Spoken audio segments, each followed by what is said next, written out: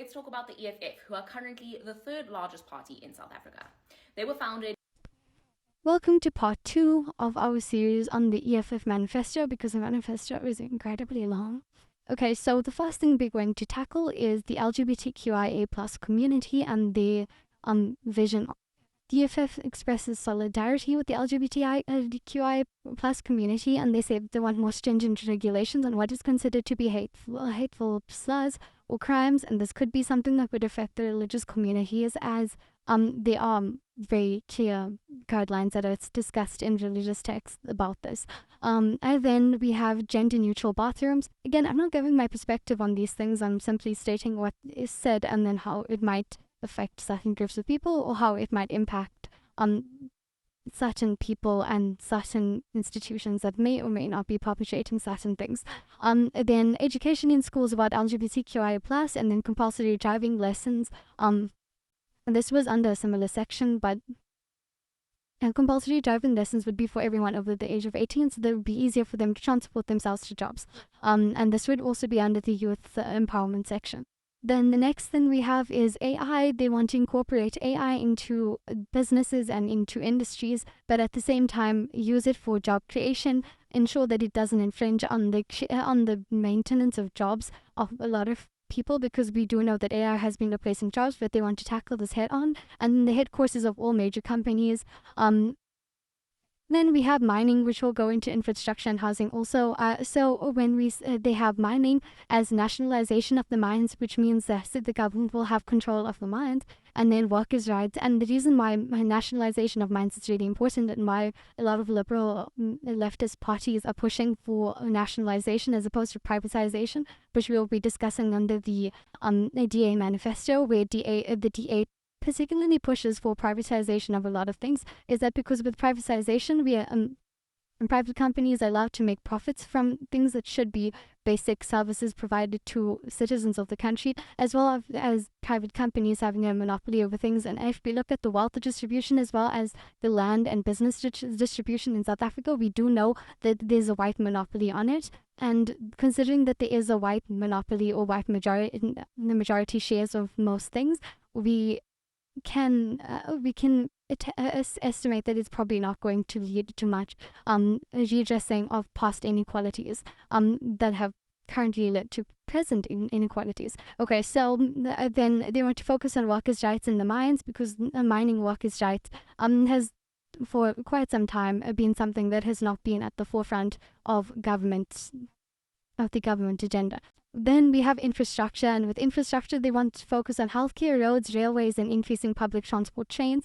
This is something that most manifestos do focus on, and that is that they want to make the trains more usable so that people can access places easier, and for there to be an interconnected railroad from all the provinces in South Africa and possibly in Africa.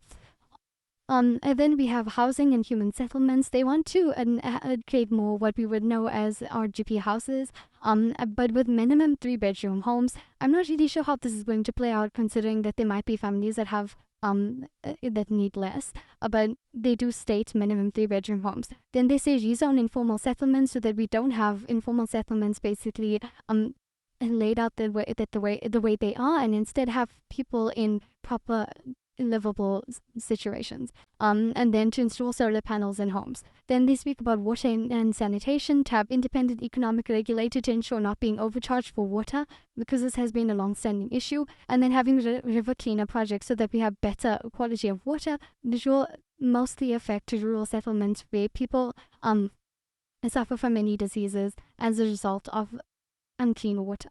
And then we have the financial sector, where they speak about creating a state bank. The reason why a state bank is so important is because with private banks that we currently have, they have a lot of political play. It leads to state capture, and it also leads to interest rates being really high, because it is a profit in a motivated industry.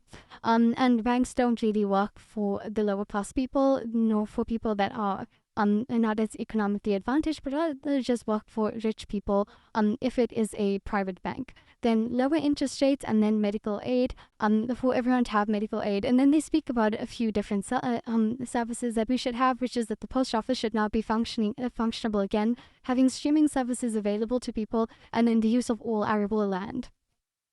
And next they speak about youth, and then they have a 40% employment quota, and then a youth unemployment grant. So basically they want to focus on reducing unemployment amongst the youth. Then they have under the constitution, these were just quite interesting actually as you got further on, which is that the president doesn't have to pass these laws, that laws can be passed through parliament, that there would be one unitary government, as opposed to having different provincial governance, and as opposed to having municipalities that have many different councillors and so on. Then for the voting age to be dropped to 16, this is something I'm true-minded about. I do think people over the age of 16 or at the age of 16 are capable of voting, and I don't doubt my peers. I just do think that at times there might not be enough education on it. Then I think that can literally just be tackled by educating the younger generation. And I do believe the younger generation has the ability to change the world, so they will. And then these people are legalizing marijuana. I'm not a fan of marijuana or drugs of any sort. So yeah, that's just not for me. Then overseas state-owned companies, and then a once-off grant of 1 million to all black doctor students who enroll in their program. Then they speak about free books, free Wi-Fi, initiates exchange programs for public servants with established leftist socialist countries, including but not limited to China, Cuba, and Venezuela. And I will say that they state very clearly here leftist socialist countries. And then 187 billion to African development. So they focused a lot on African development as opposed to just South African development. And this has been something that the EFF has been widely critiqued on, because a lot of people believe that they're not working for South Africans, but rather for Africans. And sometimes the statements made by the leader, Julius Malema, have put other Africans before South Africans, such as emphasizing the strength and the abilities of Nigerians as opposed to South Africans. And this can feel like a very sensitive point to South Africans that believe that they are working for the progress of South Africa. Again, not giving my opinions on these, but rather just stating what I've heard from interactions with people and the discourse that is both online and with the political party. Then continuing, they want a local government to offer 50% towards service delivery, for them to focus 50% of the funding to service delivery. They want to move parliament to Pretoria. I don't see how that makes a difference. Increase capital gains tax and inheritance tax. With capital gains tax, I think this might affect a few people that, but again, we'll see how that is implemented. Increase taxes overall. Regulate offshore investment, something that's incredibly important because the rich manage to stay rich because of this. Then no deputy ministers, no state housing grants, and no spousal grants. Implement a living wage.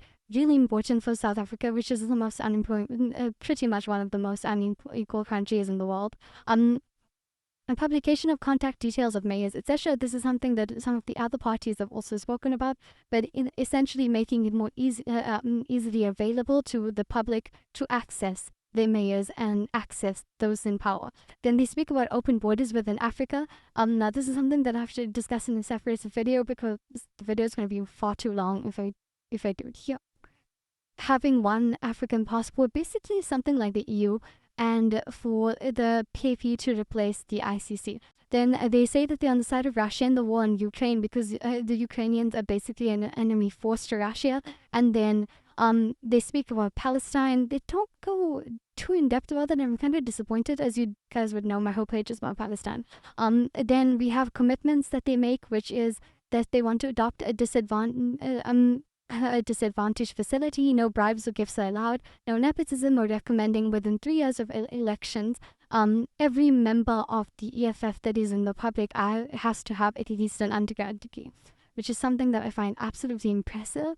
And Josie, if I'm saying his name right, actually has his PhD. He's an excellent orator as well as an excellent politician, if I say so. And Julius Malema also has his honors degree.